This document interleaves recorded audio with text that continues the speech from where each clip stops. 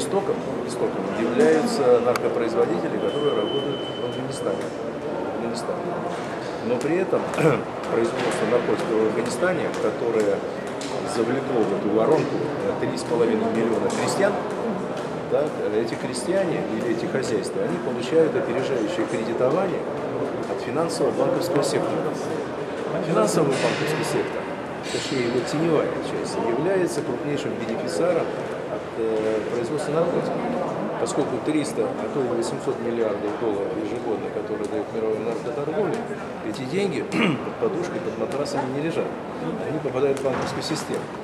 Поэтому возник такой замкнутый цикл выращивания опиумного мака, переработка его в высококонцентрированный героин, транзит, реализация, дистрибуция, деньги в мировую финансовую банковскую систему, в ее теневую часть.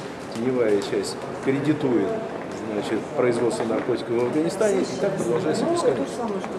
Это во-первых. Во-вторых, мы знаем, что территория Ирака дестабилизирована, поскольку после военной операции, конечно, когда-то сильное достаточно государство, оно сейчас очень слабо, пребывает в тяжелом состоянии, и это как раз является питательной средой для преступников самых разных мастей.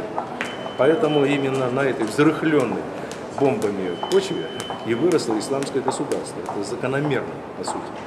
Но с учетом того, что в Афганистане продолжается уже 14 лет такое массовое производство, это нескончаемый источник финансирования этого исламского государства.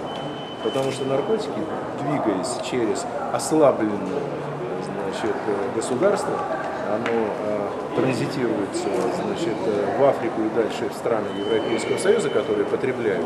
Тем самым это нескончаемое финансирование этого исламского государства.